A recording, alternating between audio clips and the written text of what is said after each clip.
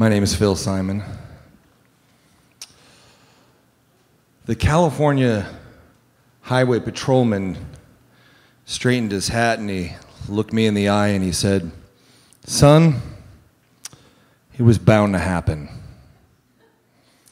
It was 1993 and we were on tour. It was the first band I had been booking and doing road management for. They were called International Anthem.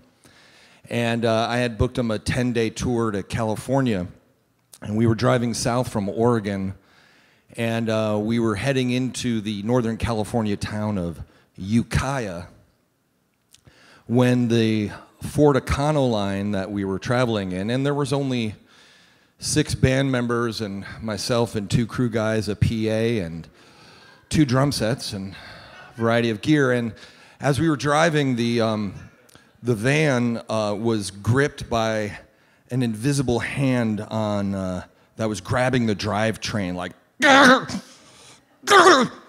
and it made me really nervous. And I was driving, so I pulled into the local mechanic tire shop type of place, and they put it up on the lift, and he said, "Oh man, the whole rear end is shot, and you're gonna have to get another one. It's gonna take about 2-3 days." And I said, "Well, no, this van and these people are going to Palo Alto tonight."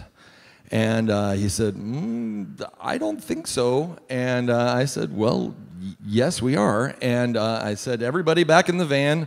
And we all piled back in the van and we started. And I don't know how many of you have been to Ukiah, California, but the 5 or 6 miles as you're going south out of there is incredibly curvy and pretty much straight uphill. And I was incredibly tuned into the sound of the drivetrain as I was driving, and much to my amazement, no noises. It's like, this is amazing. And at the top of this curvy hill, you reach a plateau that goes about 10 miles straight as an arrow. I'm like, this is fantastic. And we start driving, and I get up to about 60, 65 miles an hour when that sound returns with a vengeance.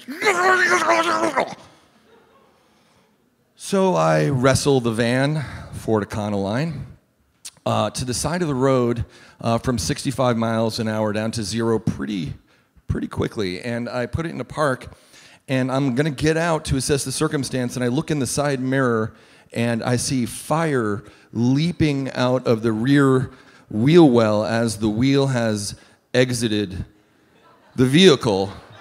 And I turn in, and in slow motion I scream, "Fire!" At which point, all 8 or 9 of us exit the vehicle very quickly, and I'm on the side of the California highway when a white pickup truck pulls up very fast, and he screeches to a halt. He grabs a fire extinguisher out of the bed of his truck, and he runs across the highway, and he puts out the fire.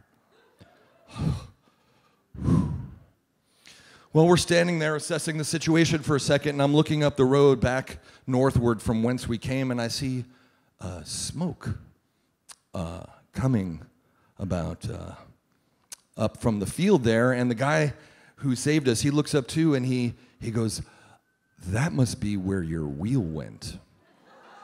And he jumps into the pickup truck and he races up the road. And I'm starting to panic pretty good, and he comes back 2 or 3 minutes later, and he said, "Well, the flames are 20 feet tall and 200 feet across, and they're racing across this field. I'm out of here. Good luck."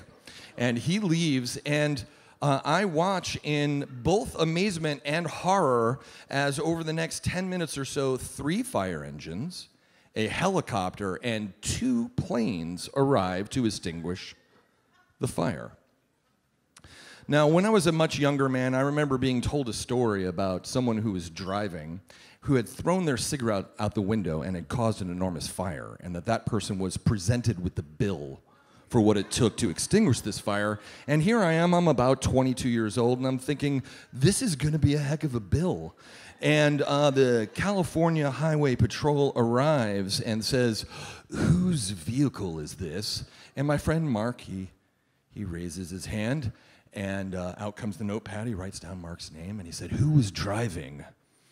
And I raise my hand, and he takes my name down, and I said, "Well, sir, this is awfully unfortunate, but I have to say, this was a lie, an accident, and I don't really feel responsible.